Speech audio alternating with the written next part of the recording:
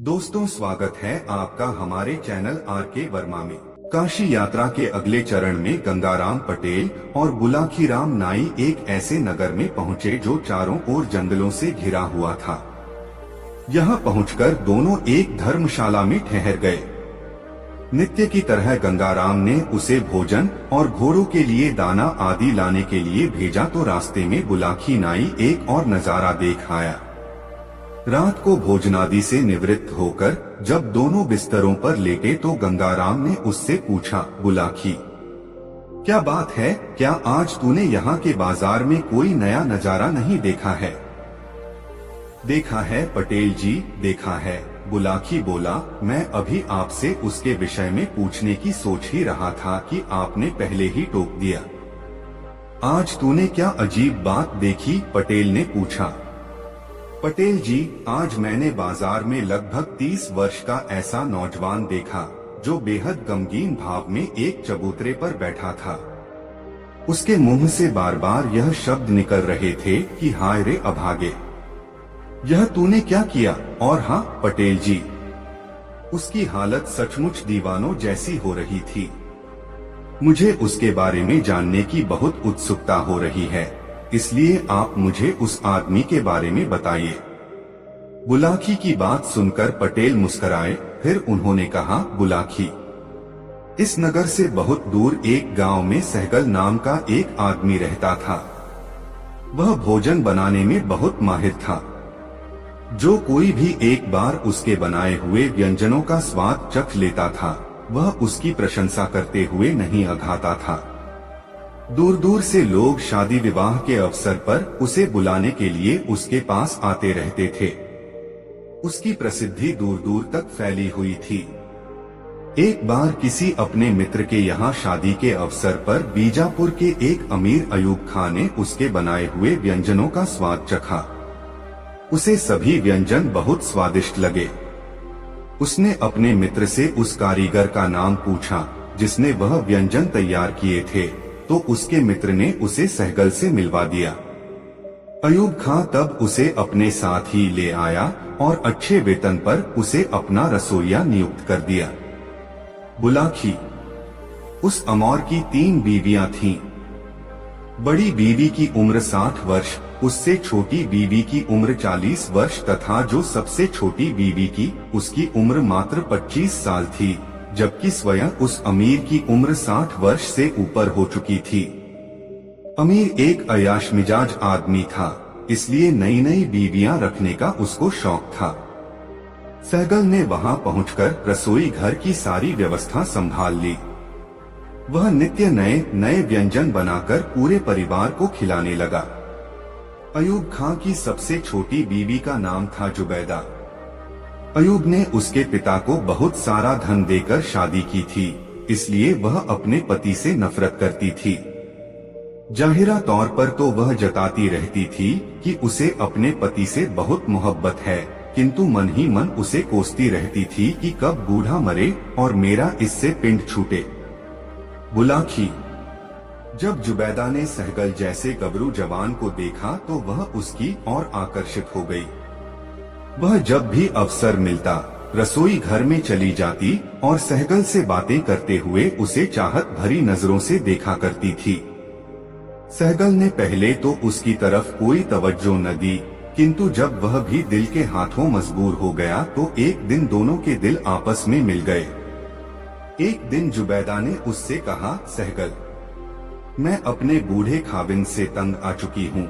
तुम अगर मेरा साथ दो तो हम दोनों यहाँ से किसी और राज्य में भाग चले।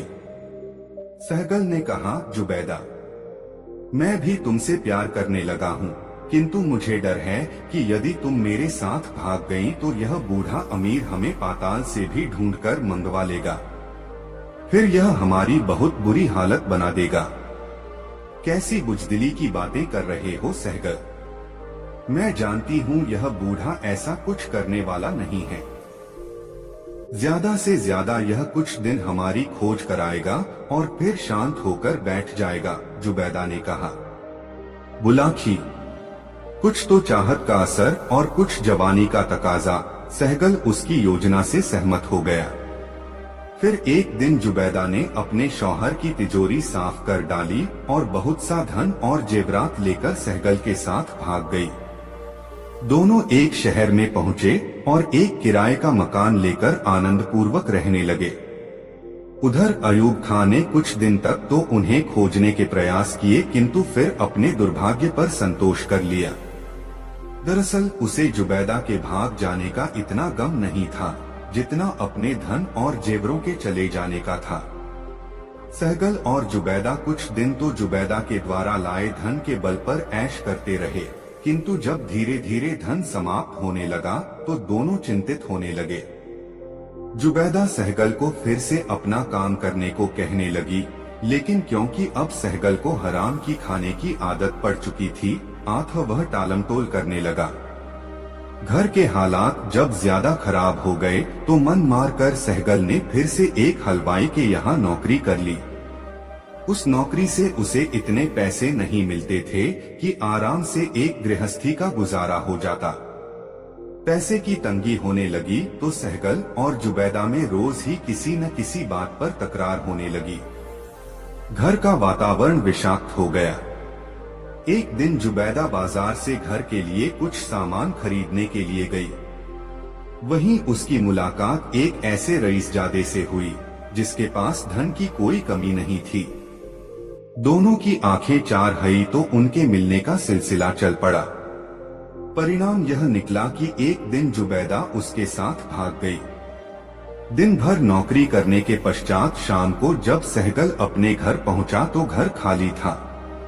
सहगल समझ गया कि जिस तरह मुझ पर आसक्त होकर जुबैदा मेरे साथ भाग आई थी, उसी तरह उसकी निगाहें किसी और नौजवान के साथ मिल गईं और वह उसे छोड़कर चली गई। बस तभी से वह बेहद उदास रहने लगा। बुलाखी गंगाराम ने आगे उसे बताया, बेचारे सहगल के दुर्भाग्य का सिलसिला यहीं पर खत्म नहीं हुआ। एक दिन बूढ़ा अयूब किसी काम से इस नगर में आया। वह एक हलवाई की दुकान पर मिठाई खरीदने के लिए पहुंचा तो सहगल पर उसकी नजर पड़ गई। बस फिर क्या था, उसने उसे राजा के सैनिकों द्वारा पकड़वा दिया। अयूब ने उस पर अपनी बीवी को भगाने और अपने धन को चुरा लाने का इल्जाम लगाया। नतीजे के तौर पर सहगल को 6 महीने के लिए जेल में डाल दिया गया। सजा काटकर जब वह अपने घर लौटा तो अपने मकान पर किसी और व्यक्ति का कब्जा पाया। मकान मालिक ने किराया न चुकाने के कारण अपना मकान किसी और को दे दिया था। इतना ही नहीं, जब सहगल अपने पुराने काम को करने के लिए अपने मालिक उस हलवाई के पास पहुंचा तो उसने भी उसे नौकर रखने से साफ मना कर दिया। बस तभी से उसकी हालत दीवानों जैसी हो गई। वह प्रायः चौराहों पर बैठा रहता और मुंह से ठंडी आहें निकालता हुआ यह कहता रहता कि हाय रे अभागे, यह तूने क्या किया। कहानी को विराम देकर पटेल ने कहा, बुलाखी, अब तो तू समझ ही गया होगा कि वह व्यक्ति कौन था। हाँ पटेल जी, सब समझ गया, बुलाखी बोला, वह वही अभागा सहगल था। बेचारा सहगल, उसके साथ तो बहुत बुरी बीती। जो जैसा करता है उसका फल उसे वैसा ही मिलता है। फिर ऐसे लोगों के साथ कैसी सहानुभूति। पटेल बोले, अब तेरे प्रश्न का उत्तर तुझे मिल गया है। आंख चादर ओढ़ और सो जा, मुझे जोरों की नींद आ रही है, कहकर पटेल ने अपने पांव फैला लिए और लंबी तान कर सो गए। बुलाखी भी कल की यात्रा के विषय में सोचता हुआ नींद के हवाले हो गया। दोस्तों, वीडियो अपने मित्रों को जरूर शेयर कर दे। दोस्तों, काशी यात्रा में बुलाखी राम ने अगले नगर में जो अजीब बात देखी थी उसका विवरण इस प्रकार है। नगर के बाजार में बुलाखी राम ने देखा कि एक स्थान पर बहुत भीड़ लगी हुई थी। भीड़ के मध्य 2 व्यक्ति खड़े थे, जिनमें से एक तो कोई राजपुरुष प्रतीत होता था और दूसरा कोई निर्धन व्यक्ति। राजसी वस्त्रों में सज्जित पुरुष जवान था और निर्धन व्यक्ति बहुत बूढ़ा। वह राजपुरुष उस निर्धन वृद्ध के पैरों को बार बार छूकर उसके प्रति सम्मान प्रकट कर रहा था। दोनों की ही आंखें आंसुओं से भीगी हुई थीं। रात को सोने के समय जब बुलाखीराम ने गंगाराम पटेल से इस विषय में पूछा तो उन्होंने उसे यह कहानी सुनाई। बुलाखी यहाँ से कुछ कोस के फासले पर एक नगर है रंगपुर। रंगपुर नगर में राजा श्रीपाल का शासन था। राजा श्रीपाल के 2 पुत्र थे, जिनमें बड़े का नाम अजय और छोटे का नाम विजय था। उस राजा में वैसे तो अनेक अच्छाइयां थीं, किंतु एक बुराई भी उसके अंदर थी। वह यह समझता था कि उसकी प्रजा के सब लोग उसी के कारण सुरक्षित हैं। वही उनका भाग्य विधाता है। उसी के प्रताप से उन्हें भोजन की प्राप्ति होती है। कहने का मतलब यह है कि राजा मिथ्याभिमानी हो गया था।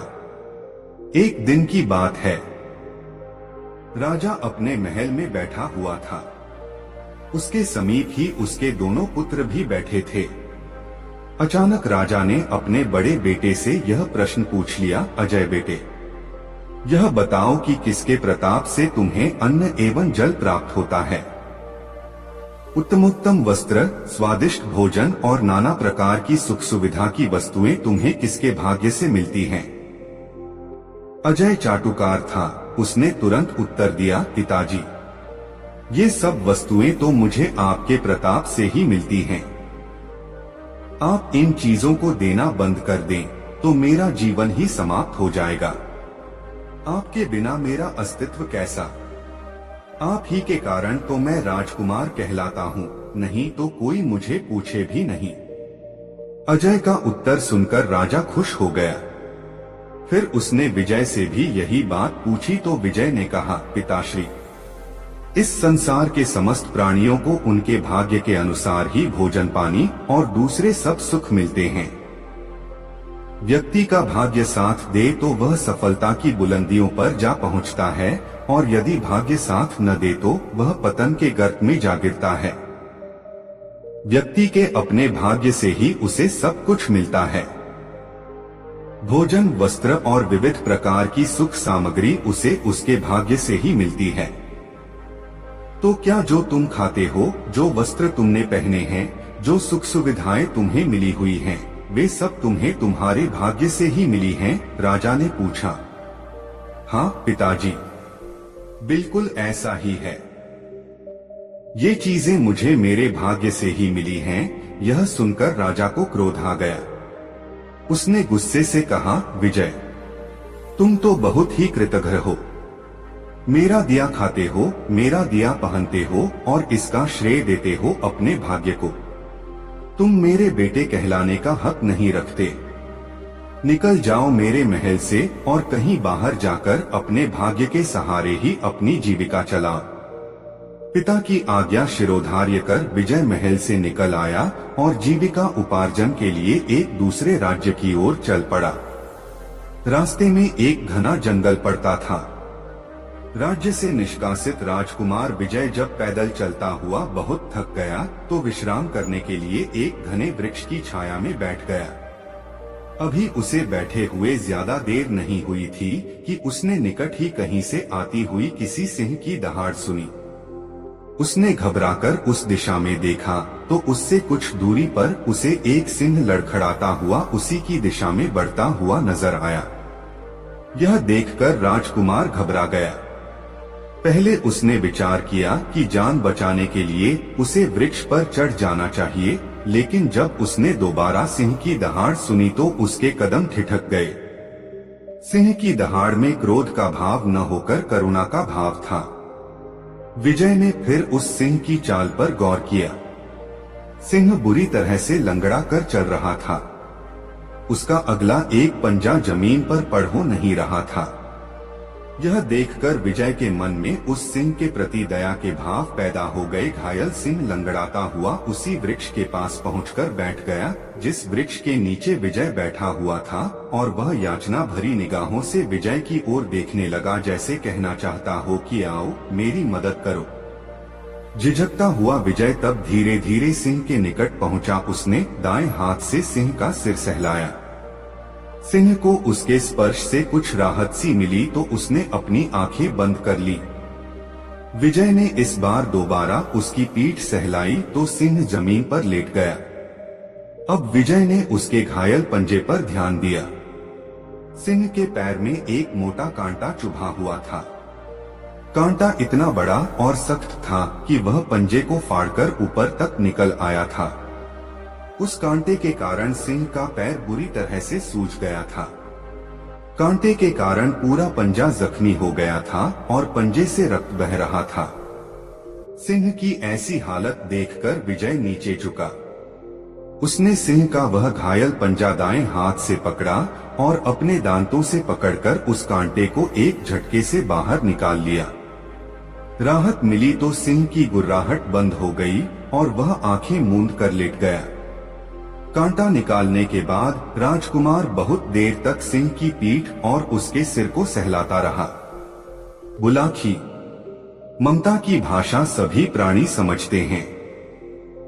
प्राणी कोई भी क्यों न हो, यदि उसे प्यार दुलार मिले तो वह आदमी का मित्र बन जाता है। उस दिन से वह हिंसक प्राणी सिंह भी राजकुमार का मित्र बन गया। राजकुमार जहां भी जाता वह भी उसके पीछे पीछे चल देता। उसके भय से हिंसक जंगली जीव राजकुमार के पास नहीं फटकते थे। इतनी कहानी सुनाकर पटेल ने थोड़ा सा विराम लिया। हुक्के की नली मुंह से लगाकर 2-3 गहरे कश खींचे और धुआं मुंह से बाहर निकालकर आगे बोले, बुलाखी। अब इस प्रसंग को यहीं छोड़कर मैं तुम्हें एक दूसरा प्रसंग सुनाता हूँ जिसका संबंध इसी कहानी से है। रंगपुर राज्य की सीमा से सटा हुआ एक दूसरा राज्य है कर्णपुर। कर्णपुर में राजा इंद्रद्युम्न का शासन था। इस राजा के कोई संतान नहीं थी। आथ राज्य का प्रधानमंत्री इस राज्य पर अपना अधिकार करने का राजा के विरुद्ध एक कुचक्र रच रहा था। परंतु चूंकि राजा अपनी प्रजा में बहुत लोकप्रिय था और नगर की सारी जनता राजा के पक्ष में थी, आथ वह खुलकर उसके विरुद्ध कोई दुस्साहस करने का हौसला नहीं जुटा पा रहा था। दैवयोग से एक दिन उसे राजा के विरुद्ध अपने कुचल को पूरा करने का अवसर मिल गया।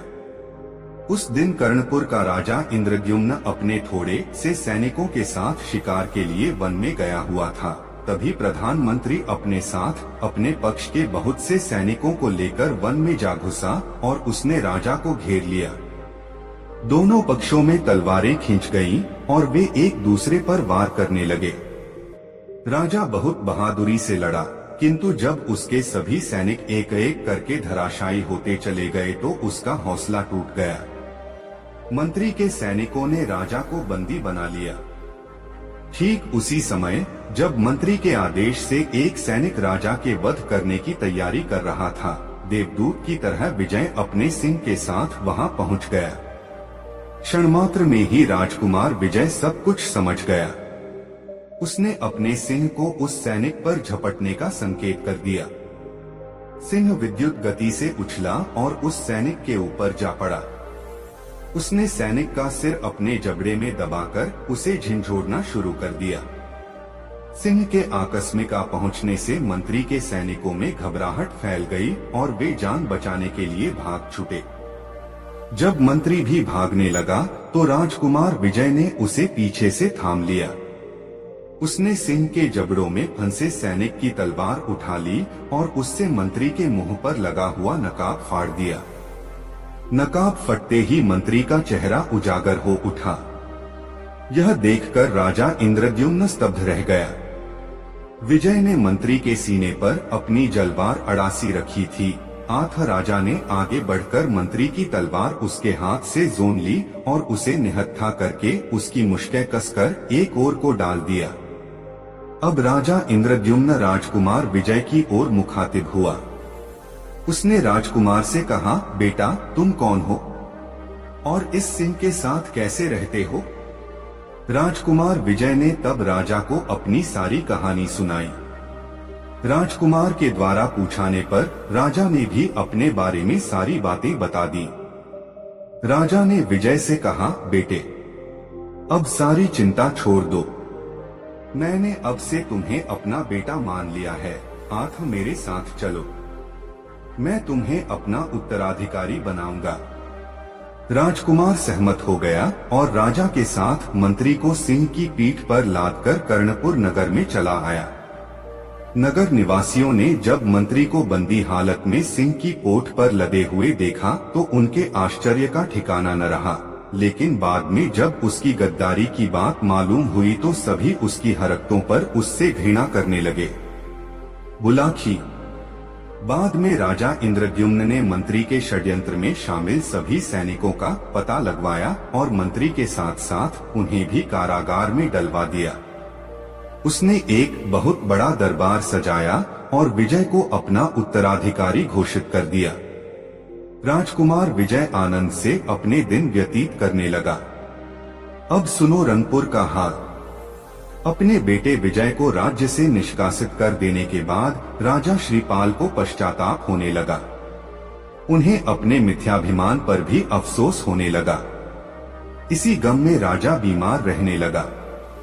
राजा की इस स्थिति का फायदा उठाया उसके एक पड़ोसी राजा ने, जो राजा श्रीपाल से शत्रुता रखता था।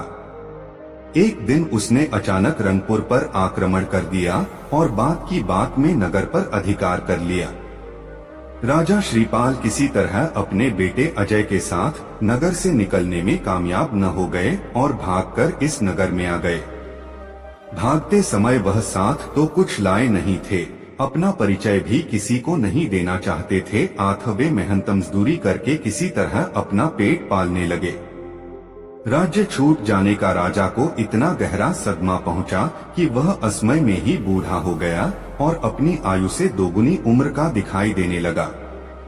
उधर जब राजकुमार विजय को राजा इंद्रद्युम्न के नगर में रहते हुए बहुत दिन बीत गए तो एक दिन उसने अपने मन में सोचा कि अब अपने नगर लौटकर अपने पिता और अपने भाई का हालचाल जानना चाहिए। ऐसा विचार कर एक दिन वह राजा इंद्रद्युम्न से आज्ञा लेकर सैनिकों के साथ राजसी वस्त्रों में रंगपुर की ओर चल दिया।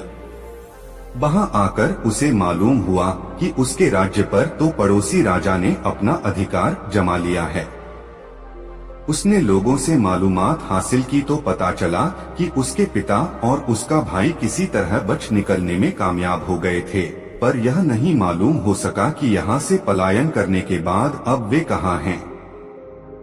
खैर, कर्णपुर लौटकर राजकुमार विजय अपने पिता और भाई की तलाश में जुट गया। इसी बीच उसने अपनी सेना संगठित कर रंगपुर पर हमला कर दिया और उस राजा को परास्त कर अपने राज्य पर अधिकार कर लिया। बुलाखी। राजकुमार विजय की मेहनत रंग लाई। एक दिन एक कुम्हार के यहाँ मिट्टी गूंधते हुए उसने अपने पिता को पहचान लिया। उसका बड़ा भाई अजय भी उसी कुम्हार के यहाँ मिट्टी के बर्तन बनाने के काम पर लगा हुआ था। पिता को पहचानकर राजकुमार की आंखों में आंसू आ गए। उसके वृद्ध पिताजी उसे सामने देखकर रोने लगे। राजकुमार विजय बार बार अपने पिता के पांव छूकर उनसे कहने लगा कि आप मेरे साथ राजमहल में चलें, किंतु पिता बार बार इनकार कर कह देता, नहीं पुत्र, अब मैं अपने काले मुंह को लेकर तेरे साथ कैसे जाऊं? मैंने तो तुझ पर बहुत जुल्म किए हैं। अब मुझे मेरे हाल पर छोड़ दे और मुझे पश्चाताप करने दे। तो हे बुलाखी, आज तू जिस दृश्य को देखकर आया था वह उन पिता पुत्र के मिलन का वही दृश्य था। ऐसा कहकर पटेल ने अपनी कहानी का समापन कर दिया। उत्तर में जाने पर बुलाखी भी संतुष्ट हो गया। फिर दोनों लंबी तान कर सो गए। दोस्तों, यह कहानी आपको कैसी लगी कमेंट बॉक्स में जरूर बताएं और इस वीडियो को अभी एक लाइक जरूर कर दें। दोस्तों, काशी यात्रा की वापसी में गंगाराम पटेल और बुलाखी राम सुबह उठकर उस नगर से निकलकर आगे की यात्रा पर चल पड़े। शाम हो जाने पर जब वे विश्राम के लिए एक नए नगर में रुके तो वहां भी बुलाखी राम नाई ने एक अनोखा दृश्य देखा, जिसका रहस्य जानने के लिए वह बेचैन हो उठा। सोने से पूर्व उसने गंगाराम पटेल को उस दृश्य के विषय में बताया। उसने गंगाराम पटेल से कहा, पटेल जी, आज मैंने बाजार से गुजरते हुए जो अनोखा दृश्य देखा, मैं उसका रहस्य जानने के लिए बेचैन हो रहा हूँ। मुझे उस रहस्य के विषय में बताइए। हाँ भाई हाँ, बोले पटेल, पर पहले यह तो बताओ कि तुमने देखा क्या था। पटेल जी, मैंने रास्ते में देखा था कि जुलूस निकल रहा था। जुलूस के बीच सोने से बनी एक गाड़ी पर एक कुत्ता बैठा हुआ था, जिसने सोने के वस्त्राभूषण पहने हुए थे। उस गाड़ी को घोड़ों के स्थान पर राजसी वस्त्राभूषण पहने एक व्यक्ति खींच रहा था, बुलाकी ने बताया। बुलाकी की बात सुनकर गंगाराम पटेल ने कहा, बुलाकी, अब तू इस रहस्य के विषय में सुनिस। नगर के राजा का नाम अमीचंद है। यह राजा बहुत नेक इंसान है और जिस व्यक्ति को तू उस गाड़ी में जुटा हुआ देखकर आया है, वह इस राज्य का दीवान है। उसका नाम जीवन सिंह है। उसकी यह हालत कैसे हुई, यह भी सुन। अब से कुछ दिन पूर्व यहाँ का राजा अमीचंद आखेट करने के लिए वन में गया था। वहाँ उसने एक काले हिरण को देखा, जो अपने दल से बिछुड़कर अकेला ही घास चर रहा था। राजा को वह शिकार उपयुक्त लगा। उसने घोड़ा उसी की दिशा में दौड़ा दिया। हिरण ने उसे अपनी ओर आते देखा तो जान बचाने के लिए वह घने जंगल की ओर दौड़ लिया। राजा ने भी अपना घोड़ा उसके पीछे लगा दिया। अब आगे आगे शिकार और पीछे पीछे शिकारी। लुकाछिपी का खेल आरंभ हो गया। इसी बीच कुछ झाड़ियों के बीच हिरण ऐसा गायब हुआ कि फिर ढूंढे न मिला। राजा ने घोड़े की रास खींचकर उसे रोका और अपने सैनिकों की तलाश में पीछे की ओर निगाहें दौड़ाई, लेकिन उसे अपने साथ आए सैनिक भी दिखाई न दिए। उस हिरण ने राजा को बहुत छकाया था। उसे उसका पीछा करने में परिश्रम भी बहुत करना पड़ा था। राजा को बहुत जोर की प्यास लगी हुई थी। उसका घोड़ा भी बहुत थका हुआ था और अपनी जुबान बाहर निकालकर जोर जोर से अपनी टांगें जमीन पर पटक रहा था। राजा ने पानी की तलाश में इधर उधर नजरें दौड़ाई, किंतु जब किसी भी दिशा में दूर दूर तक उसे कोई सरोवर या नदी नहीं दिखाई दी तो वह एक पेड़ के नीचे बैठकर विश्राम करने लगा। बुलाकी राम, जिस समय प्यास से व्याकुल होकर राजा उस वृक्ष के नीचे बैठा विश्राम कर रहा था, उसी समय दैवयोग से एक कुत्ता न जाने कहां से उसके पास आ पहुंचा और राजा की ओर याचना भरी निगाहों से देखने लगा। कुत्ता शायद भूखा था। राजा ने कुत्ते को पुचकारा तो भोजन की आशा में कुत्ता पूंछ हिलाता उसके पैरों के पास बैठा। राजा ने तब अपने घोड़े की पीठ पर लटके भोजन के पात्र से 2 रोटियां निकाली और कुत्ते के आगे रख दी।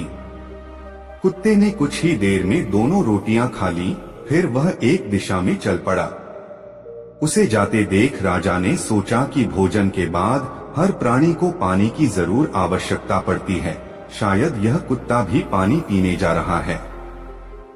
ऐसा विचार कर घोड़े की रास थामकर राजा उस कुत्ते के पीछे पीछे चल पड़ा। कुछ ही देर बाद कुत्ता एक सरोवर पर पहुंचा और उसके जल में मुंह डालकर पानी पीने लगा। राजा ने भी सरोवर का जल पीकर अपनी तृष्णा शांत की। घोड़ा भी भरपेट पानी पीकर तृप्त हो गया। दिन ढलने लगा था। राजा अपने घोड़े पर बैठा और अपने नगर को लौट पड़ा। राजा के प्रेम में पगा वह कुत्ता भी उसके पीछे पीछे चलकर नगर में चला आया। महल के दरवाजे पर पहुंचकर राजा घोड़े से उतरा तो उसने कुत्ते को भी वहीं खड़ा पाया। यह देखकर राजा ने उसे दुत्कारा नहीं, बल्कि प्यार से कुत्ते को पुचकारा, उसकी पीठ पर हाथ फिराया और उसे अपने महल में ले आया। उस दिन से वह कुत्ता परोक्ष रूप से राजा का एक सचेत प्रहरी बन गया। राजा जब रात को सो जाता तो वह कुत्ता बाहर रहकर कक्ष की रखवाली करता। राजा भी कुत्ते की हर जरूरत का ध्यान रखने लगा। बुलाकी, राजा का दीवान प्रधानमंत्री बहुत महत्वाकांक्षी व्यक्ति था। राजा उस दीवान पर बहुत विश्वास करता था और उसने उसे काफी अधिकार दे रखे थे। राजा इस बात से वाकिफ नहीं था कि वह दीवान चोरी छुपे राजा के विरुद्ध षड्यंत्र रच रहा था। उसकी योजना थी कि किसी प्रकार राजा को समाप्त कर दिया जाए तो यह राज्य उसके अधिकार में आ जाएगा। राजा का कोई पुत्र तो है नहीं जो इस राज्य का उत्तराधिकारी बन जाएगा। यही सब सोचकर एक दिन उसने अपने दो ऐसे व्यक्ति जो उसके बहुत ही विश्वासपात्र थे, रात के समय राजा का वध करने के लिए भेज दिए। जब अपने अपने मुंह पर कपड़ा बांधे वे दोनों व्यक्ति रात के समय राजा को मारने के लिए उसके कक्ष के पास पहुँचे तो कुत्ता उन पर झपट पड़ा और भौंक भौंक कर उसने राजा को जगा दिया। राजा जब तलवार निकालकर बाहर निकला तो वह दोनों नकाबपोश भाग गए। कुत्ते ने उनका पीछा किया किंतु वे भागने में सफल हो गए। उन हत्यारों के भाग जाने के बाद राजा ने अपने मन में विचार किया कि यदि आज यह कुत्ता न होता तो वह दोनों हत्यारे अवश्य ही उसे सोते समय मार डालते। वह कुत्ते की वफादारी पर बहुत खुश हुआ। फिर उसका ध्यान उन दोनों हत्यारों की ओर मुखातिब हुआ। वह सोचने लगा कि वे दोनों हत्यारे कौन थे और किसने उन्हें मेरी हत्या के लिए नियुक्त किया था। उसने इस विषय में बहुत सिर खपाया किंतु कोई निर्णय नहीं कर सका। अगले दिन प्रातः जब राजा अपने दरबार में गया तो वह कुत्ता भी उसके साथ हो लिया। जब दरबार लगा और राजा के सभी दरबारी अपने अपने स्थानों पर आकर बैठ गए तो कुत्ता एकाएक दो आदमियों की ओर देखकर गुर्राने लगा। दरअसल कुत्ते ने वहां मौजूद उन दोनों व्यक्तियों की गंध सूंघ ली थी जो गत रात चेहरों पर नकाब डालकर उसे मारने आए थे। राजा ने पुचकार कर कुत्ते को शांत किया। उसने सोचा कि कुत्ता आखिर है तो जानवर ही, अपने स्वभाववश वह वैसे ही भौंकने लगा है। वह तो इस बात को सपने में भी नहीं सोच सकता था कि गत रात उसको मारने के लिए गए वे दोनों हत्यारे यहीं मौजूद हैं। बात आई गई हो गई, लेकिन 2 दिन बाद महल में रात के समय कुत्ते ने फिर भौंकना शुरू कर दिया। उस समय राजा गहरी नींद में सोया हुआ था। कुत्ते का भौंकना सुनकर उसकी नींद टूट गई और वह दीवार पर टंगी अपनी तलवार लेकर फुर्ती से बाहर निकल आया। जैसे ही वह बाहर निकला, 2 नकाबपोश तलवार लेकर उस पर टूट पड़े। लेकिन जब राजा ने बड़ी बहादुरी से उनका सामना किया तो वे भाग निकले। राजा को मारने की दीवान की योजना उस दिन भी कुत्ते की सतर्कता के कारण धराशायी हो गई। उस दिन के बाद राजा ने अपने महल की सुरक्षा और भी चौकस कर दी। वह स्वयं भी रात को एक दूसरे कक्ष में सोने लगा और पहले वाले कक्ष में अपने पलंग पर तकिए लगाकर और उन तकियों पर चादर ओढ़ाकर ऐसा बना देता कि देखने वाले को ऐसा लगे कि कोई आदमी उस पलंग पर सो रहा है। 5 दिन तक कोई घटना न घटी, लेकिन छठे दिन ही वे दोनों मृत्युदूत न जाने कैसे राजा की सुरक्षा व्यवस्था भेदकर उसके महल में दाखिल हो गए। उन नकाबपोशों को आते देख कुत्ता सतर्क हो गया। उसने जोर जोर से भौंकना शुरू कर दिया और उछल-उछल कर उन नकाबपोशों को काटने का प्रयास करने लगा। कुत्ते का भौंकना सुनकर राजा एकदम सतर्क हो गया। वह समझ गया कि फिर कोई आक्रमणकारी महल में आ घुसा है। वह तलवार लेकर बाहर आया और दोनों आक्रमणकारियों पर टूट पड़ा। दोनों नकाबपोश भी भिड़ गए। नकाबपोश इस बार बहुत आश्वस्त थे कि वे 2 हैं और राजा एक, इसलिए कुछ ही देर में वे राजा पर काबू पा लेंगे, लेकिन उनका यह सोचना बेकार साबित हुआ। राजा के हाथ से एक नकाबपोश तो उसी समय मारा गया। दूसरा जब भागने लगा तो राजा ने उसके नकाब पर तलवार का प्रहार कर दिया। नकाबपोश चीखता हुआ नीचे गिरा तो राजा ने फुर्ती से आगे बढ़कर उसकी नकाब खींच ली। नकाब उतरने के बाद जो चेहरा नमूदार हुआ, उसे देखकर राजा आश्चर्यचकित हो गया। वह व्यक्ति स्वयं राज्य का दीवान था। पलक झपकते ही सारा षड्यंत्र राजा की आंखों के सामने उजागर हो उठा। उसने यह भी जान लिया कि महल की सुरक्षा के लिए तैनात प्रहरियों को चकमा देकर दीवान यहाँ तक अपने साथी सहित आने में कैसे कामयाब हो गया था। दरअसल दीवान ने अपने पद का लाभ उठाते हुए पहरे पर नियुक्त प्रहरियों से यह कहा था कि उसे इसी समय राजा से इसी गहन समस्या पर विचार विमर्श करना है। राजकीय कार्य था। 8 प्रहरियों ने उसे रोका नहीं और वह राजा के कक्ष तक पहुंचने में सफल हो गया था। बहरहाल राजा ने दीवान को प्रहरियों के हवाले किया और अपने कक्ष में जाकर सो गया। कुत्ते की वफादारी पर उसे गर्व हो आया। सुबह जब वह दरबार में गया तो उसने कैदी को दरबार में लाने का हुक्म दिया। दीवान को जंजीरों में बंधे देख दरबारी भी आश्चर्य करने लगे, किंतु जब राजा ने उसका अपराध सुनाया तो वे दीवान के ऊपर थू-थू करने लगे। बुलाखी, जैसा कि मैंने पहले बताया, यहाँ का राजा बहुत ही नेक, धर्मपरायण और रहमदिल है। उसने दीवान को मृत्युदंड तो नहीं दिया, किंतु उसके लिए यह सजा अवश्य नियत कर दी कि वह एक कुत्ते से भी गया बीता है। आज वह इस कुत्ते को गाड़ी में बैठाकर घोड़ों के स्थान पर स्वयं उसकी गाड़ी में जुटकर सारे नगर का चक्कर लगाएगा। इतनी कहानी सुनाकर पटेल ने थोड़ा विराम लिया और फिर आगे कहा, बुलाखी राम, अब तो सारी कहानी तेरी समझ में आ गई होगी। नहीं समझा तो मैं तुझे समझाए देता हूँ। आज जिस अजीब घटना को देखकर तू आया है वह यही थी। जो व्यक्ति राजसी वस्त्र पहने कुत्ते की गाड़ी खींच रहा था वह इस राज्य का दीवान था, और जो कुत्ता स्वर्णाभूषण पहने उस गाड़ी में बैठा था वह वही कुत्ता था जिसने एक बार नहीं 3 बार राजा की जान बचाई थी। उम्मीद है कि अब तेरी शंका का समाधान हो गया होगा।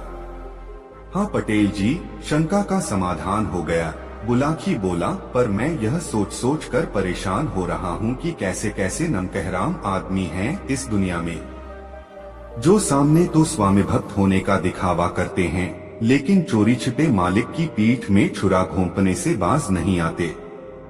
इसी का नाम तो दुनिया है बुलाखी राम। इसी तरह संसार चक्र चलता है। दुनिया में अच्छे आदमी हैं तो बुरों की भी कमी नहीं है। आदिकाल से ही ऐसा होता चला आया है। पहले भी बुरे आदमी हुए हैं और अच्छे भी, किंतु जीत हमेशा सच्चाई की ही होती है। बुराई हमेशा हारती है। जीतता वही है जिसका आचरण अच्छा होता है। अच्छा, अब रात काफी हो चली है और आंखों में नींद भी भर रही है। आठ तू भी सो जा और मैं भी सोने का प्रयास करता हूँ। अभी बहुत रास्ता बाकी है सफर का। यह कहकर पटेल ने टांगे फैला दी। बुलाखी भी अपने शरीर पर चादर ओढ़कर करवट लेकर सो गया। दोस्तों, यह कहानी आपको पसंद आई हो तो अपने मित्रों के साथ जरूर शेयर करें। दोस्तों, गंगाराम पटेल और बुलाखीराम नाई एक नए शहर में पहुंचकर बुलाखीराम ने बाजार में देखा कि एक स्त्री हाथ में तलवार लिए एक व्यक्ति का पीछा कर रही थी और वह जान बचाने के लिए भागा जा रहा था। रात को बुलाखी ने गंगाराम से इस रहस्य को बताने का आग्रह किया तो गंगाराम ने उसे यह कहानी सुनाई। बुलाखीराम, गंगा तट पर बसे इस नगर में एक व्यापारी रहता था जिसका नाम है लक्ष्मीदत्त।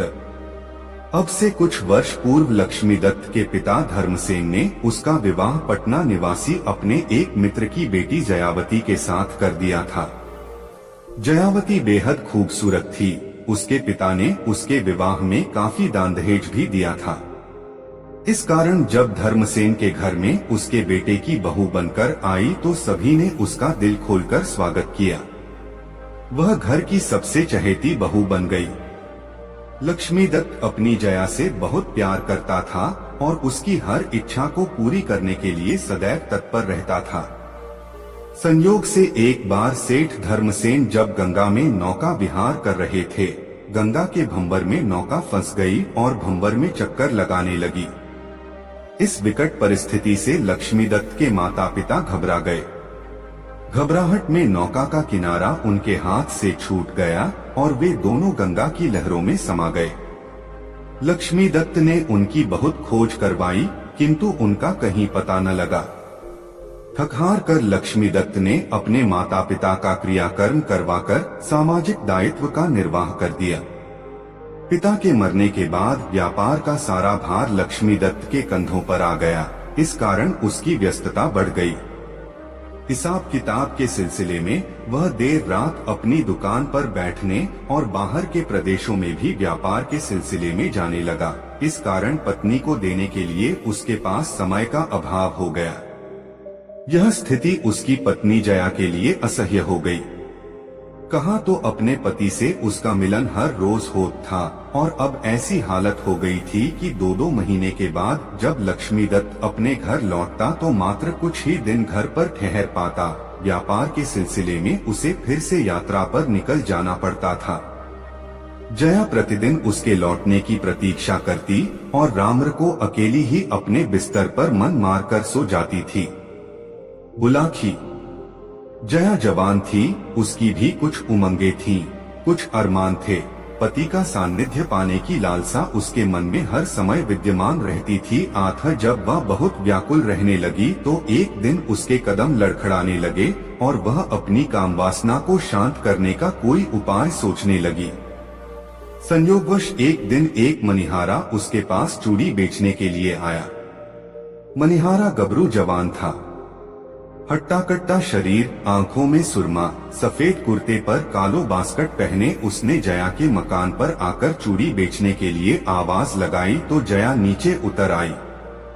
मनिहारे का रूप पहली ही नजर में जया के मन में उतर गया और जब मनिहारे ने जया का कोमल हाथ अपने हाथ में लेकर यह पूछा, कैसे रंग की चूड़ी पहनाऊं सेठानी, तो बरबस ही जया के मुंह से निकल गया, जैसे रंग की चूड़ियां तुम्हें पंसद हों। बुलाखी। उस दिन से कैसे उस मनिहारे और जया के बीच अवैध संबंध स्थापित हो गए, यह एक अलग कहानी है। फिलहाल इतना जान लो कि जया ने उस मनिहारे को अपने पति का स्थानापन्न बना लिया और उसी से अपनी वासना की पूर्ति करने लगी। पर पुरुष का सहवास पाकर अब उसके स्वभाव में परिवर्तन होने लगा। पति के सान्निध्य को तरसती जया अब फूल की तरह खिली हुई रहने लगी। मनिहारा चूड़ी पहनाने के बहाने जब जया के घर के चक्कर लगाने लगा तो पड़ोसियों को उनके संबंधों पर संदेह होने लगा और दबी जुबान से यह चर्चा गलियों में फैलने लगी कि व्यापारी लक्ष्मीदत्त की पत्नी और मनिहारे के बीच अवैध संबंध पनपने लगे हैं। एक दिन लक्ष्मीदत्त 2 महीने के बाहरी प्रवास से घर लौटा। अपने साथ वह जया को देने के लिए ढेरों उपहार लाया था, लेकिन जया ने उन उपहारों की तरफ देखा तक नहीं। वह दिन भर तुनकती रही और रात को भी अपने पति से प्रेममय व्यवहार न किया। इससे लक्ष्मीदत्त को उस पर संदेह हो गया। वह सोचने लगा कि कहीं मेरी अनुपस्थिति में मेरी पत्नी के किसी परपुरुष के साथ संबंध तो नहीं बन गए। लेकिन उसने जुबान बंद ही रखी और जया के प्रति अपना व्यवहार पहले जैसा ही बनाए रखा। लगभग 2 हफ्ते तक घर में ठहरने के बाद एक दिन उसने अपनी पत्नी से कहा, प्रिय, मुझे अफसोस है कि मैं आजकल तुम्हारे लिए ज्यादा समय नहीं दे पाता हूँ, पर करूँ भी तो क्या? विवशता है, व्यापार के सिलसिले में बाहर जाना ही पड़ता है। तो क्या कल फिर बाहर जा रहे हो? जया ने भ्रिकुटी चढ़ाते हुए पूछा।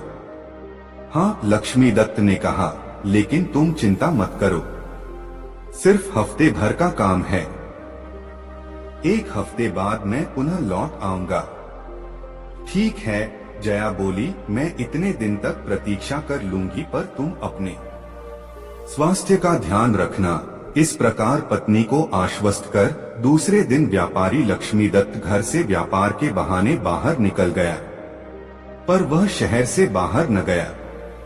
सारा दिन उसने अपने एक मित्र के यहाँ बिताया और रात्रि के 10 बजे अपने मकान पर जा पहुँचा। मकान के पीछे एक ऊंचा आम का दरख्त था। लक्ष्मीदत्त उस दरख्त पर चढ़कर मकान की छत पर पहुँच गया। दबे पांव वह अपने कमरे की खिड़की के पास पहुँचा और खिड़की की एक झिरी से झांककर उसने जो दृश्य देखा, उसे देखकर उसका समूचा जिस्म क्रोध से जल उठा। अंदर उसी के बिस्तर पर जया उस मनिहारे की बाहों में सिमटी हुई थी। दोनों वासना की तरंगों में डूबे हुए एक दूसरे में समा जाने के लिए आतुर हो रहे थे। बाहर अंगारों पर लेटता हुआ लक्ष्मीदत्त किसी तरह स्वयं पर संयम बनाए रहा। वासना का उफान शांत हुआ तो जया ने अपने कपड़े व्यवस्थित किए और अपने प्रेमी उस मनिहारे से बोली, अब तुम नित्य ही रात को यहाँ आ जाया करो। मेरा पति यद्यपि 1 हफ्ते तक बाहर रहने के लिए कहकर गया है, किंतु मैं जानती हूँ वह 2 हफ्ते से पहले लौटेगा नहीं। यह सुनकर मनिहारे ने कहा, देखो सेठानी, मेरे लिए यहाँ रोज आना बहुत मुश्किल है। मोहल्ले के लोग हमारे संबंधों पर संदेह करने लगे हैं। हमारे लिए अब यही उचित है कि या तो हम अपने संबंधों को हमेशा के लिए समाप्त कर दें या फिर क्या? या फिर किसी प्रकार तुम्हारा पतिरूपी कंटक सदैव के लिए हमारे मार्ग से हट जाए। मनिहारी ने कहा, दूसरा उपाय ही उचित होगा। जया ने कहा, लेकिन उस उपाय को अमली जामा कैसे पहनाया जाए, इस पर हम दोनों को ही विचार करना होगा। लक्ष्मीदत्त ज्यादा कुछ न सुन सका। उसने उसी क्षण निर्णय कर लिया, आज को रात ही आर पार लड़ाई लड़नी होगी। इससे पहले कि ये दोनों मिलकर मुझे मार डालें, मुझे इन दोनों में से एक को या दोनों को ही समाप्त कर देना चाहिए। ऐसा विचार कर वह पेड़ के रास्ते से पुनः नीचे उतरा, अपनी दुकान पर पहुंचा और वहां से एक तेज धार वाला खंजर लेकर पुनः अपने मकान पर पहुंच गया। दरख्त के रास्ते ही वह पुनः छत पर चढ़ा और उस खंजर की नोक से अपने कक्ष का दरवाजा धीरे से खोल लिया। तब उसने सोते हुए मनिहारे की गर्दन रेत डाली और दबे पांव अपने कक्ष से बाहर निकल आया। सुबह जब जया जागी तो उसने अपने प्रेमी को मरा हुआ पाया। यह देखकर वह घबरा गई। उसने सोचा कि यदि यह लाश उसके घर से बरामद हो गई तो निश्चय ही वही हत्यारी समझी जाएगी और इसका अर्थ होगा फांसी के फंदे पर झूल जाना। बहुत सोच विचार कर उसने उस लाश से पीछा छुड़ाने का उपाय किया। उसने लाश के कई टुकड़े किए, उन्हें लेकर गंगा में बहा आई। एक बोरे में बंद किया और गंगा स्नान के बहाने उस बोरे को लक्ष्मीदत्त ने उस वृक्ष पर चढ़कर यह सारा माजरा अपनी आंखों से देखा। यह देखकर उसकी आंखों में चमक आ गई कि अंततः उसने अपने एक प्रतिद्वंद्वी से तो पीछा छुड़ा लिया था, अब उसकी बेवफा पत्नी की बारी थी। योजनानुसार लक्ष्मीदत्त अपने घर वापस लौटा। अपने साथ पत्नी को देने के लिए वह छोटी बोरियों में बंद अनेक उपहार लाया था। उसने वह सारे उपहार अपने कक्ष के बाहर ही रख दिए। भोजनोपरांत जब पति पत्नी वार्तालाप करने को बैठे तो पत्नी ने पूछा, इस बार तो ऐसा लगता है कि मेरे लिए ढेर सारे उपहार लेकर आए हो। हाँ, लेकिन जल्दबाजी में उन्हें दरवाजे के पास ही छोड़ दिया। लक्ष्मीदत्त ने कहा, तुम ऐसा करो, एक एक करके सारे उपहार कमरे में ले आओ और बोरियां खोलकर उन्हें व्यवस्थित ढंग से सजा दो। लक्ष्मीदत्त की पत्नी ने बाहर जाकर एक बोरी उठाई, किंतु बोरी उससे उठी नहीं। असर इस पर वह बोल उठी, बोरी तो बहुत भारी है, मुझसे उठाए नहीं उठती। यह सुनकर लक्ष्मीदत्त के मुख से निकल गया, यह बोरी मनिहारे की लाश से को तो ज्यादा भारी नहीं है, जिसे तुम सुबह उठाकर गंगा नदी में बहा आई हो। यह सुनकर उसकी पत्नी सन्नसी रह गई। वह समझ गई कि उसका भांडा फूट गया है। उसके पति ने उसका मनिहारे के साथ प्रेमालाप अपनी आंखों से देख लिया है। अब यह अवश्य ही मुझको दंड दिलवाए बिना न मानेगा। इससे पहले कि यह नगर कोतवाल को इस घटना की सूचना पहुंचाए, मुझे इसको समाप्त कर देना चाहिए। ऐसा विचार कर वह नीचे की ओर उस कक्ष की ओर भागी जिसमें वह तलवार रखी हुई थी जो कभी दूल्हा बनते समय लक्ष्मीदत्त ने पहनी थी। लक्ष्मीदत्त ने जब वस्तुस्थिति को समझा तो वह भी उसी कमरे की ओर भागा, किंतु जया उससे ज्यादा फुर्तीली निकली। उसने जल्दी से वह तलवार खूंटी से उतार ली और उसे म्यान से बाहर खींचकर लक्ष्मीदत्त की ओर लपकी। अपनी पत्नी को साक्षात रणचंडी बना देख लक्ष्मीदत्त अपने प्राण बचाने के लिए बाहर की ओर भाग छूटा। अब स्थिति ऐसी बन गई कि आगे आगे प्राण बचाने के लिए लक्ष्मीदत्त भाग रहा था और पीछे पीछे हाथ में तलवार लिए उसकी पत्नी जया उसका पीछा कर रही थी। कहानी का समापन करते हुए गंगाराम पटेल ने बुलाकी नाई से कहा, बुलाकी राम, आज तू जिस दृश्य को देखकर आया था वह दृश्य उसी समय का था। अब बता, तेरी जिज्ञासा शांत हुई या नहीं? हो गई पटेल जी, बुलाकी बोला, आप तो जैसे अंतर्यामी हैं। सारी कहानी का खाका मेरी आंखों के सामने ऐसे नाच उठा जैसे यह घटना मेरे सामने ही घटित हुई हो। बस तो फिर अब सो जा, आगे कल भी यात्रा करनी है। यह कहकर गंगाराम ने आंखें मूंद ली। कुछ ही देर में बुलाकी राम नाई के भी खर्राटे वहां गूंजने लगे। रात बीतती रही। दोस्तों, ये कहानी आपको कैसी लगी कमेंट में जरूर बताएं। दोस्तों, काशी यात्रा में गंगाराम पटेल और बुलाकी राम नाई जिस शहर में रात्रि विश्राम के लिए ठहरे, वहां बुलाकी राम ने फिर एक अनोखा दृश्य देखा। उसने देखा कि शहर के बहुत से धनी मानी सम्मानित लोग एक युवक को अपने कंधों पर उठाए उसकी जय जयकार करते हुए बाजार से गुजर रहे थे। युवक अपना हाथ हिलाकर उनका अभिवादन स्वीकार कर रहा था। यह दृश्य देखकर बुलाकी राम वापस लौट पड़ा। रात को भोजन आदि से निवृत्त होकर बुलाकी ने यह घटना गंगाराम पटेल को सुनाकर उसका रहस्य भेदन करने के लिए कहा तो गंगाराम बोले, बुलाकी, इस घटना का रहस्य जानने से पहले मैं तुझे एक कहानी सुनाता हूँ। पहले उस कहानी को सुन लो। कथा के समापन पर इसका रहस्य अपने आप उजागर हो जाएगा। तो सुनाइए न पटेल जी वह कहानी। मैं तो बहुत बेताबी से उस कहानी को सुनने के लिए उत्सुक हो रहा हूँ, बुलाकी राम ने कहा। बुलाकी, अब से कुछ वर्ष पूर्व इस नगर में एक गरीब आदमी रहता था। उसका नाम था जीवाराम। जीवाराम दिन रात हाड़तोड़ मेहनत करता था, फिर भी उसे और उसके परिवार को बड़ी मुश्किल से ही भोजन मिल पाता था। जीवाराम की पत्नी का नाम था गुलकदी। वह अपने नाम के ही अनुकूल बहुत मृदु स्वभाव की थी। दूसरे लोगों के घरों में चौका बर्तन का काम करके वह अपने पति की मदद में लगी रहती थी। उन दोनों के एक बेटा भी था जिसका नाम दयाराम था, लेकिन लोग उसे तीसमार खां कहकर संबोधित करते थे। दयाराम भी अपने इस नाम को सुनकर खुश होता था। अब तीसमार खां उसका नाम कैसे पड़ा यह भी सुनो। एक बार उसने झाड़ू से चौके में बैठी 30 मक्खियां एक ही झपट्टे में मार डाली थीं, बस तभी से उसका नाम पड़ गया तीसमार खां। यह परिवार जैसे तैसे करके अपना गुजारा चला ही रहा था कि एक दिन तकदीर की मार इस परिवार पर टूट पड़ी।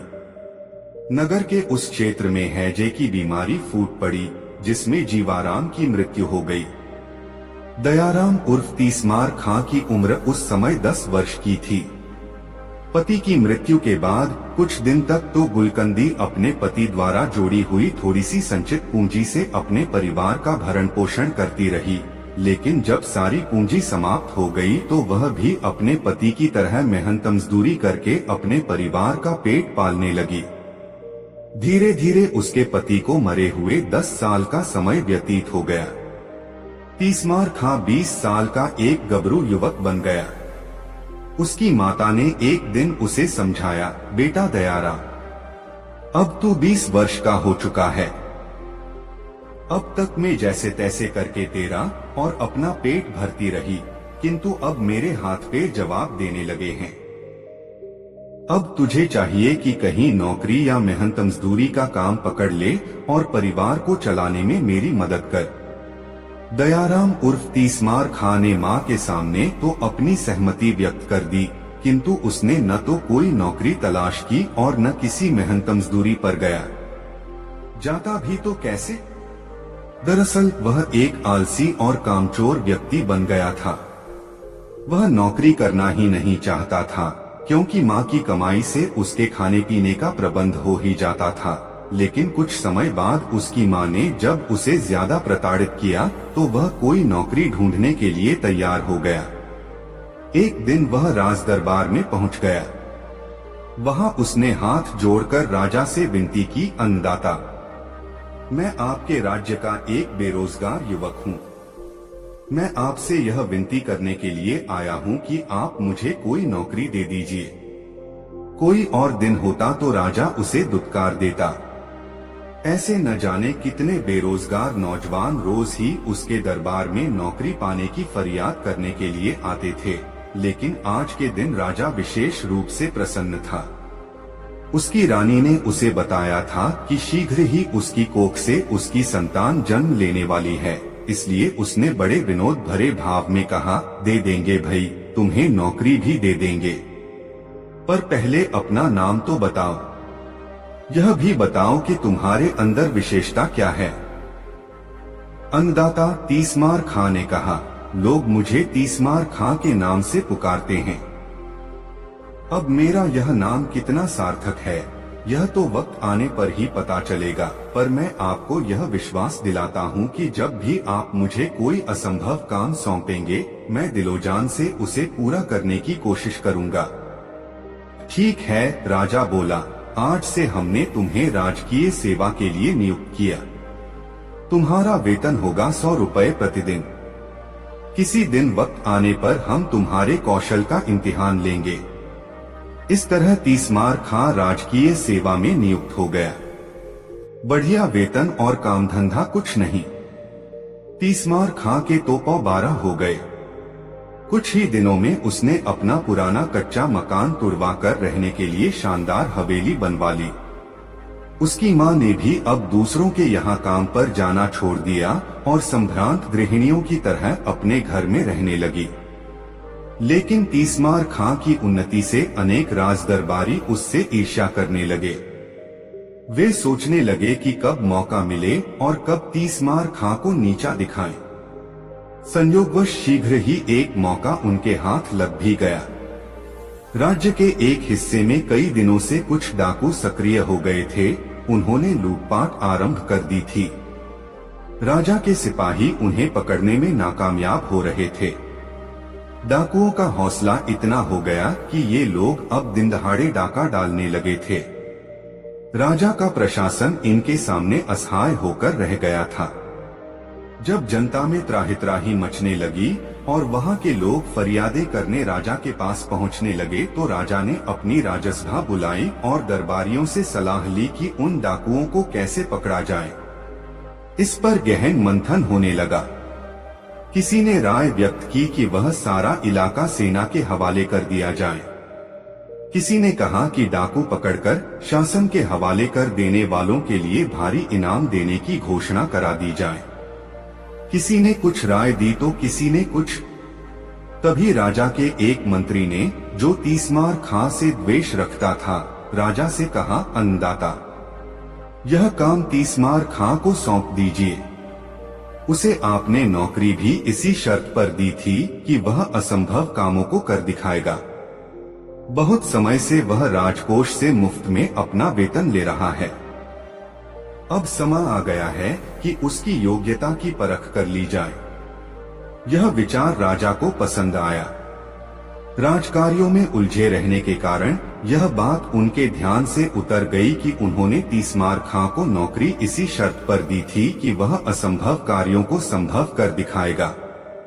आज उसके इम्तिहान का अवसर आ पहुंचा था। उन्होंने तीसमार खां को दरबार में बुलाया और कहा, तीसमार खां, तुम्हें याद है कि हमने तुम्हें किस शर्त पर नौकरी दी थी? हाँ अन्नदाता, मुझे अच्छी तरह याद है, तीसमार खां ने कहा।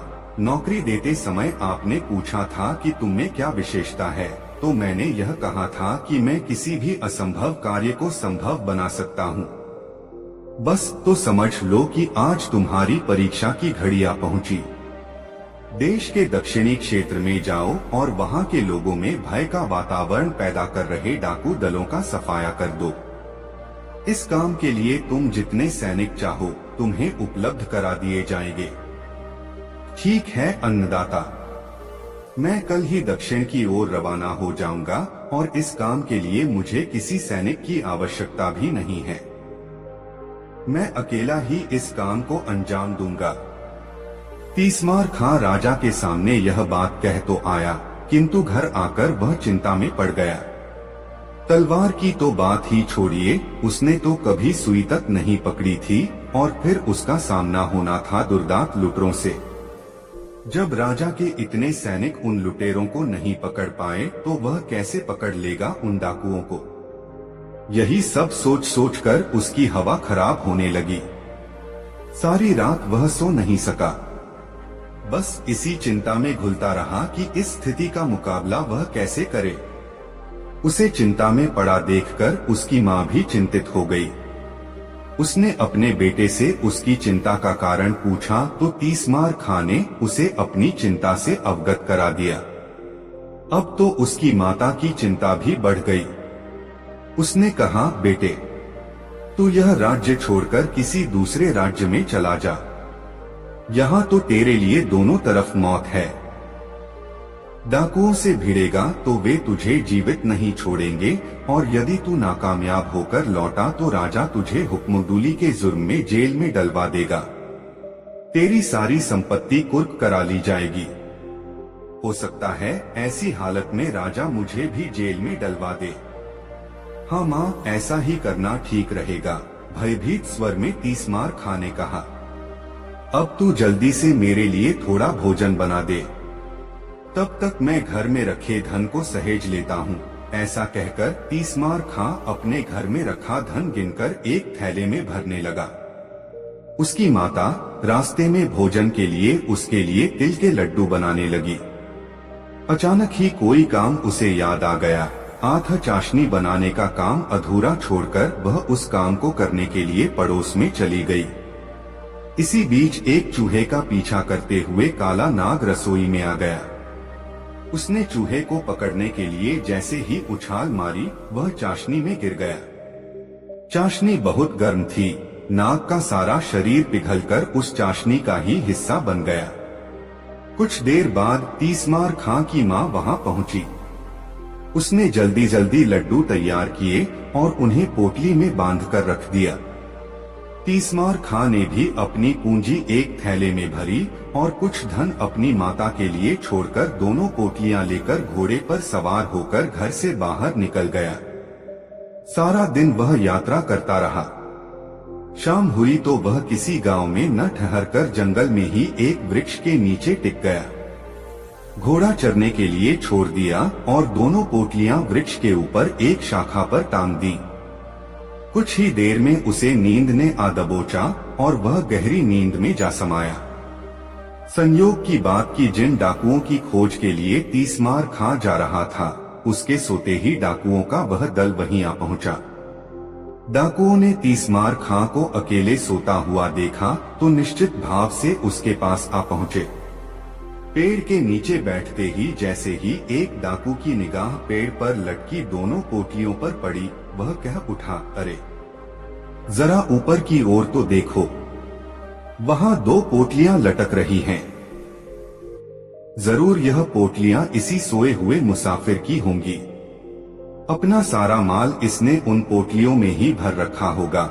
डाकुओं के सरदार ने कहा, इन्हें नीचे उतारो। डाकुओं के सरदार के आदेश पर एक डाकू तुरंत पेड़ पर चढ़ गया और दोनों पोटलियां उतार लाया। पोटलियां खोली गईं तो एक में ढेर सारा धन और दूसरी में लड्डू भरे हुए मिले। डाकू भूखे थे।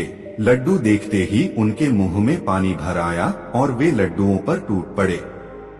रुपए पैसों से भरी पोटली पहले से ही डाकू सरदार ने अपने कब्जे में कर ली थी। कुछ ही देर में उन सब की हालत खराब होने लगी। तीक्ष्ण विष के प्रभाव से वे अचेत होने लगे। फिर देखते ही देखते सारे डाकुओं की मौत हो गई। भोर के समय जब तीसमार खां की नींद टूटी तो उसकी निगाह डाकुओं पर पड़ी। उसकी दोनों पोटलियां खुली हुई पड़ी थीं।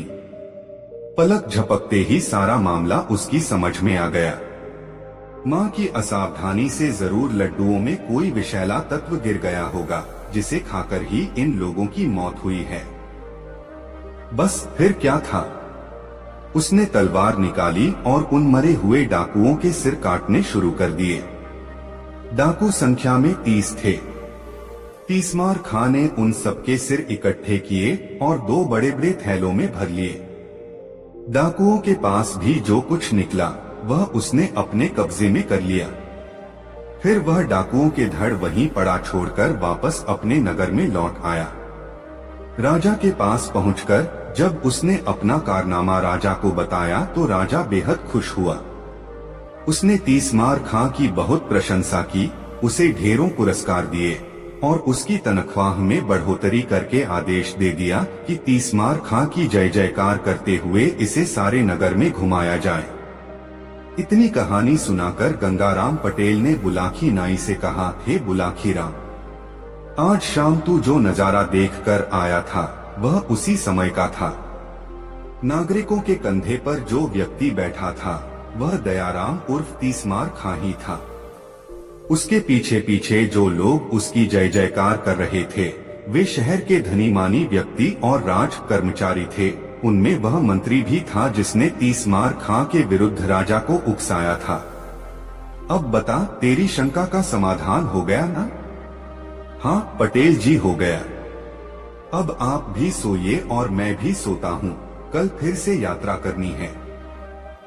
दोनों ने चादरों से मुंह ढांप लिया और सोने की तैयारियां करने लगे।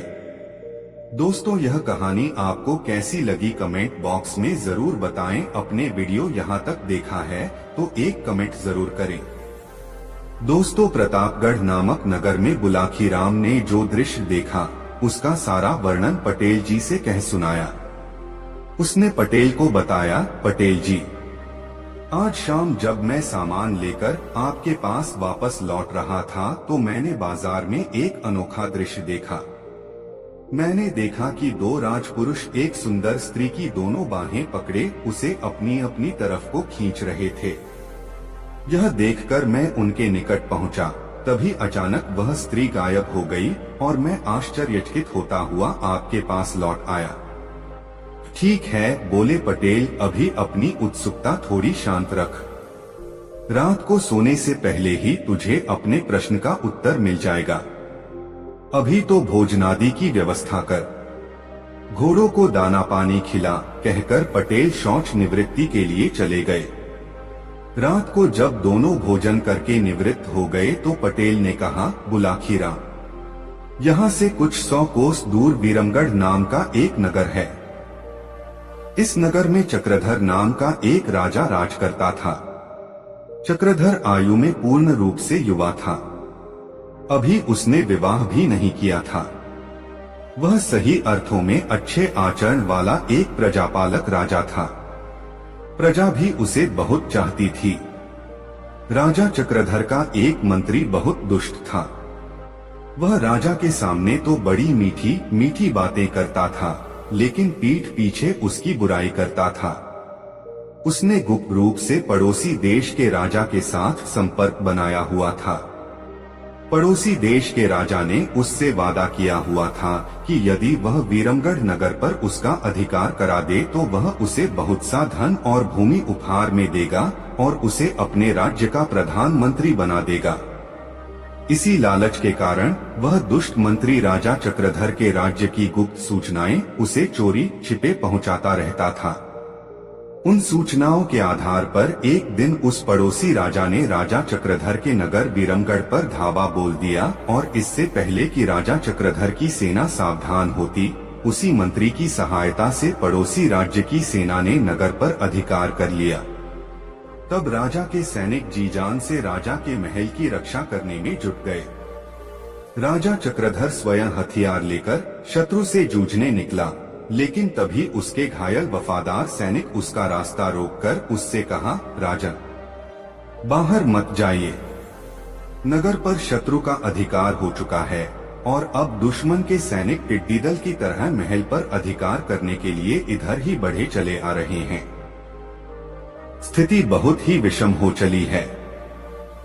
ऐसे में आप किसी तरह बचकर यहाँ से चले जाइए।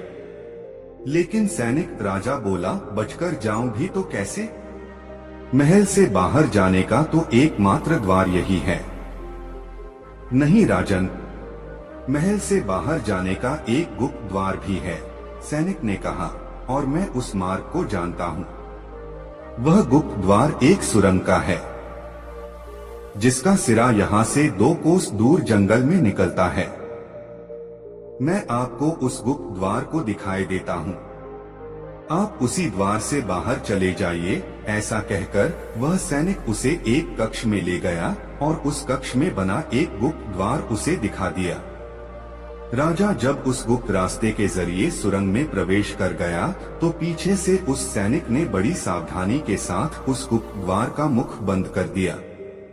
तभी महल के दरवाजे पर मारो काटो का शोर उठने लगा। सैनिक तलवार उठाए शत्रु से जूझने के लिए मुख्य द्वार की ओर लपका, लेकिन वह अधिक दूर न जा पाया। उसके शरीर से इतना रक्त निकल चुका था कि उसमें आगे बढ़ने की शक्ति शेष न रही। वह लड़खड़ाया और भूमि पर गिर पड़ा। तभी बाहर शत्रु भारी संख्या में आ पहुंचे और कुछ देर के संघर्ष के बाद महल पर शत्रु सेना का अधिकार हो गया। उधर सुरंग के रास्ते से राजा चक्रधर निरंतर आगे बढ़ता गया। सुरंग में अंधकार था। अंधेरे में उसने कई जगह ठोकरें खाई, कई स्थानों पर गिरा, कई जगह उसके सिर से पत्थर टकराए, लेकिन किसी तरह वह सुरंग के मुहाने पर पहुंच गया। वह बाहर निकला तो स्वयं को एक जंगल में पाया। घनघोर जंगल, हिंसक पशुओं का भय, राजा प्यास से व्याकुल हो रहा था। उसने दाएं बाएं निगाहें दौड़ाई कि शायद कहीं जल का कोई स्रोत मिल जाए, लेकिन न तो उसे कोई सरोवर दिखाई दिया और न कोई नदी। तब वह जल की खोज में आगे चल दिया। जंगल निरंतर घना होता जा रहा था। काफी दूर चलने के बाद अंततः वह एक छोटे से चौरस मैदान में जा पहुंचा। उस मैदान में एक अत्यंत खूबसूरत 2 मंजिला मकान उसे बना हुआ दिखाई दिया। उस मकान को देखकर राजा की हैरत बढ़ गई। कौन रहता है इस मकान में?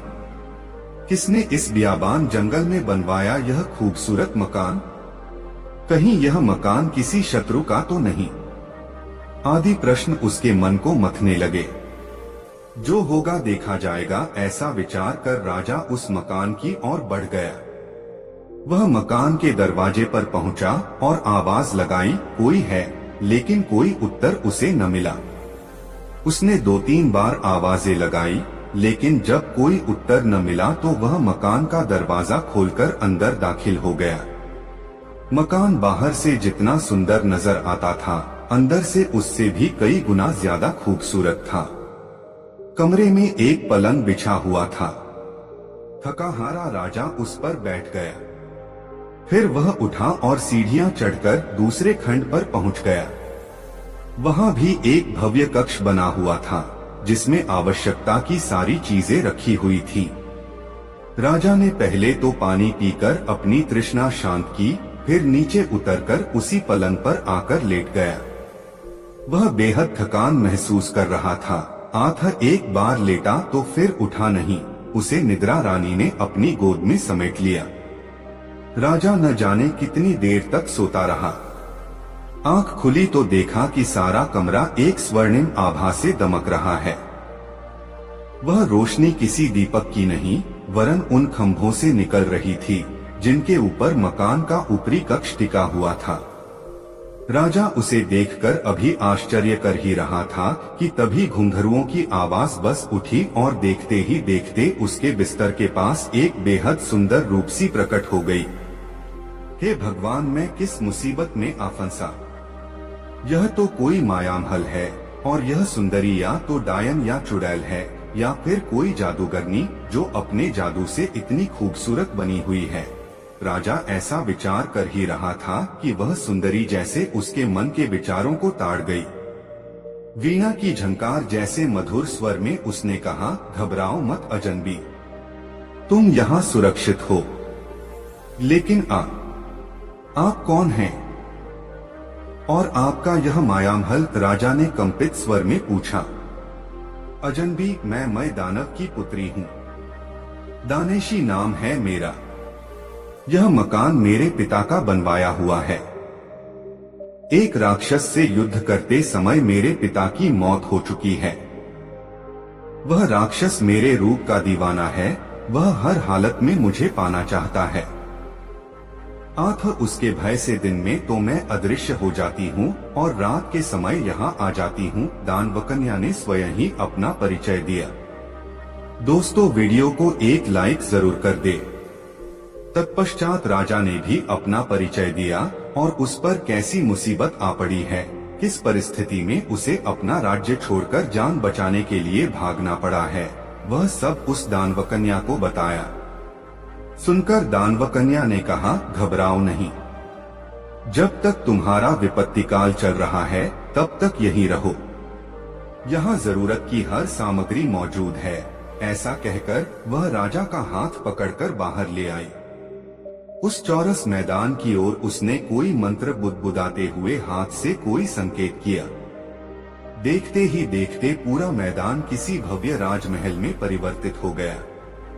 खूबसूरत बगीचे, मनोरम फव्वारे, दास दासियां सब न जाने कैसे उस राजमहल में प्रकट हो गए। उस राजमहल के सामने वह मकान बहुत ही साधारण सा लगने लगा।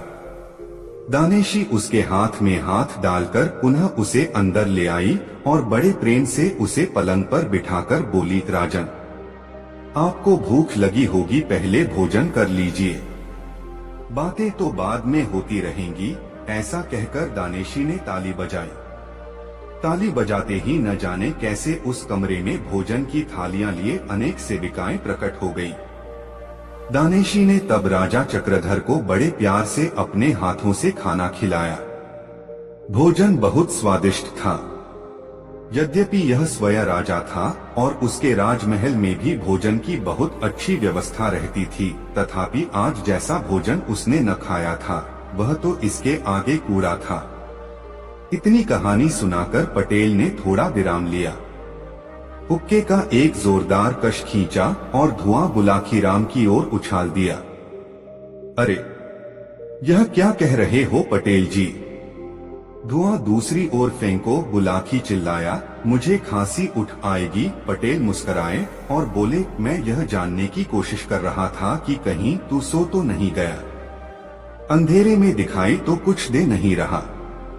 कुछ देर पहले तक तू हुंकारा भर रहा था, पर अब वह भी बंद कर दिया है, इसलिए मुझे तुझे सचेत करना पड़ा। खैर, यह बता कैसी लग रही है यह कहानी? बहुत ही अच्छी, बेहद दिलचस्प। बुलाखी बोला, आप कहानी जारी रखिए। बुलाखी, राजा चक्रधर और दानेशी का प्रेम प्रसंग काफी लंबा है। आठ मैं तुझे संक्षिप्त में बताता हूँ कि वहाँ रहते रहते दोनों में प्यार हो गया। फिर एक दिन अग्नि को साक्षी मानकर दोनों ने विवाह कर लिया और दोनों पति पत्नी के रूप में वहाँ रहने लगे। बुलाखी, जैसा कि मानव स्वभाव है, हर मानव अपने जीवन में विविधता चाहता है। एक रास्ता उसे बोर कर देती है। यही कुछ राजा चक्रधर के साथ हुआ। महीनों तक एक ही स्थान पर रहते हुए वह उकताने लगा। तो एक दिन अपनी पत्नी दानेशी से कहा, प्रिय, तुम्हें तो तंत्र मंत्र विद्या का ज्ञान है। आठ जब चाहे रूप बदलकर अथवा अदृश्य रूप में जहाँ भी चाहती हो चली जाती हो, किंतु मैं ठहरा एक साधारण मानव। मैं इस निर्जन स्थान में एक ही जगह रहते रहते बहुत उकताहट महसूस करता हूँ। मेरी इच्छा है कि कुछ दिनों के लिए हम निकट के किसी बड़े नगर चलें, साधारण व्यक्तियों की तरह वहां रहें, नए नए लोगों से मिलें, उनके जीवन के विषय में जानें, वार्तालाप के जरिए कुछ उनसे नई बातें सीखें, कुछ अपनी बात उन्हें सिखाएं। कहो क्या विचार है इस विषय में तुम्हारा? मुझे तो कोई एतराज नहीं है, किंतु तुम पर कोई संकट न आ जाए, दानेशी ने आशंका जताई। कोई संकट नहीं आएगा, और फिर आया भी तो वीरता पूर्वक उसका भी मुकाबला कर लेंगे। इस प्रकार दानेशी को राजी करके राजा चक्रधर उसे इसी शहर में कुछ दिन घूमने के लिए ले आया। 2 दिन खूब आराम से बीते। उन दोनों ने खूब सैर सपाटा किया, नए नए स्थान देखे, ढेरों अच्छी अच्छी चीजों की खरीदारी की, लेकिन तीसरे दिन उनके समक्ष एक संकट आ खड़ा हुआ ये कि जब वे दोनों खरीदारी करके एक दुकान से बाहर निकल रहे थे तो वहां के राजा की नजर उस दानवकन्या पर पड़ गई और वह उस पर मोहित हो उठा। वह घोड़े से नीचे उतरा और दानेशी के समीप पहुंचकर उससे प्रणय याचना करने लगा। यह देखकर राजा चक्रधर को क्रोध आ गया। उसने राजा से कहा कि यह स्त्री मेरी पत्नी है और आपको किसी विवाहिता स्त्री से प्रणय निवेदन करने का कोई अधिकार नहीं है। बस इसी बात पर उन दोनों में तकरार होने लगी। राजा ने दानेशी का बाजू थामा और उसे खींचकर घोड़े पर बिठाना चाहा, लेकिन तभी उसके पति चक्रधर ने उसका दूसरा बाजू थाम लिया। अब चक्रधर तो दानेशी को अपनी ओर खींचे तो यहाँ का राजा उसे अपनी ओर। दानेशी की स्थिति विषम हो गई। तब उसने अपने तंत्र मंत्र बल का उपयोग किया और देखते ही देखते अदृश्य हो गई। कहानी का समापन कर गंगाराम पटेल ने कहा, कुछ समझे बुलाकी राम। आज तुमने जो दृश्य देखा था वह उसी समय का था। वह स्त्री जो तुम्हारे देखते ही देखते अदृश्य हो गई थी, दानवकन्या दानेशी थी और राजपुरुषों के विषय में तुम जान ही चुके हो। दोस्तों, यह कहानी आपको कैसी लगी कमेंट में जरूर बताएं। ऐसी और नई मजेदार कहानी सुनने के लिए हमारे चैनल आरके वर्मा को सब्सक्राइब जरूर कर लें और यह वीडियो अपने मित्रों को जरूर शेयर करें। वीडियो देखने के लिए आपका बहुत बहुत धन्यवाद। मिलते हैं किसी अगले वीडियो में, तब तक के लिए जय श्री राधे राधे। धन्यवाद।